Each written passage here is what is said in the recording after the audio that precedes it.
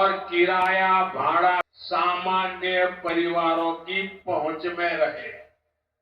इसलिए हमने उड़ान योजना शुरू की थी।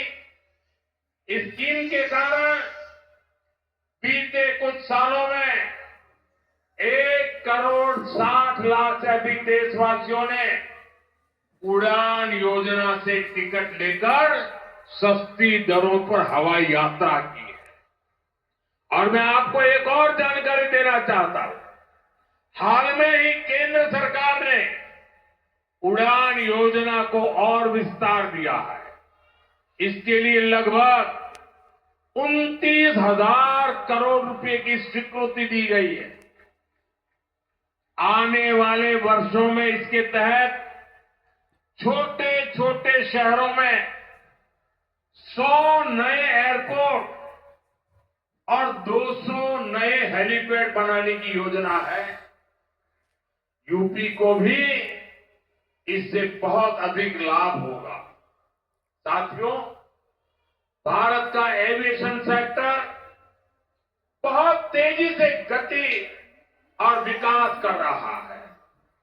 जैसे जैसे भारत में नए नए एयरपोर्ट बन रहे हैं, वैसे वैसे नए हवाई जहाजों की जरूरत भी बढ़ती जा रही है। इसलिए देश की अलग अलग एयरलाइंस ने सैकड़ों नए जहाजों के ऑर्डर दिए हैं।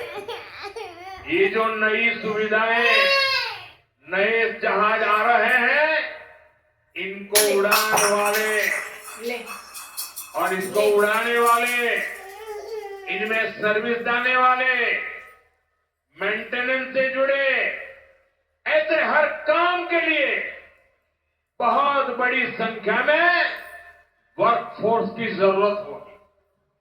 ये युवाओं के लिए बहुत बड़ा अवसर है। इसलिए हमारी सरकार एविएशन सेक्टर में ट्रेनिंग की सुविधाओं का भी विस्तार कर रही है।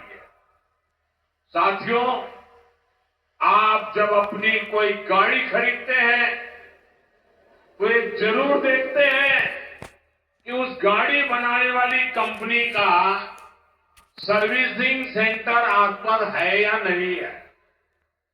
आप जानकर हैरान हो जाएंगे कि हमारे देश में हवाई जहाजों की सर्विसिंग यानी उनके मेंटेनेंस, रिपेयर एंड ओवरहॉल की पुख्ता व्यवस्था ही नहीं थी।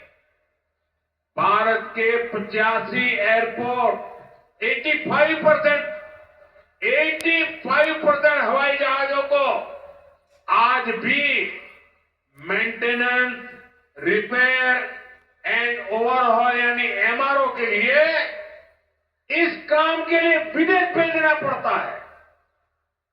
इसलिए हमारी सरकार ने ठाना है कि एमआरओ सेक्टर में भी भारत को आत्मनिर्भर बनाएंगे। अब भारत में ही बहुत बड़े पैमाने पर एमआरओ सुविधाएं विकसित की जा रही है।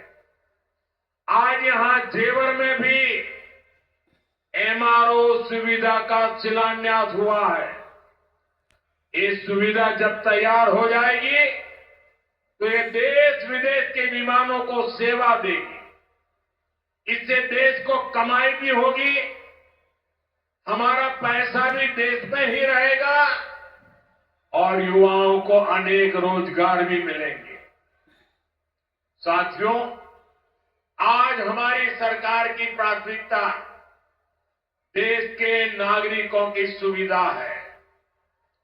देश के नागरिक का समय बचे और उसकी जेब पर ज्यादा बोझ भी न पड़े, ये हमारा लक्ष्य है। मेट्रो और वंदे भारत जैसी आधुनिक रेल सेवाओं का इसी भाव से ही विस्तार किया जा रहा है। दिल्ली मेरठ नमो भारत रेल, इसका कितना फायदा हो रहा है ये भी हम सब देख रहे हैं। अभी तक नमो भारत 2.5 करोड़ से अधिक लोग सफर कर चुके हैं। दिल्ली मेरठ के जिस सफर में पहले घंटों लग जाते थे, अब वो सफर मिनटों में ही पूरा हो रहा है। साथियों, विकसित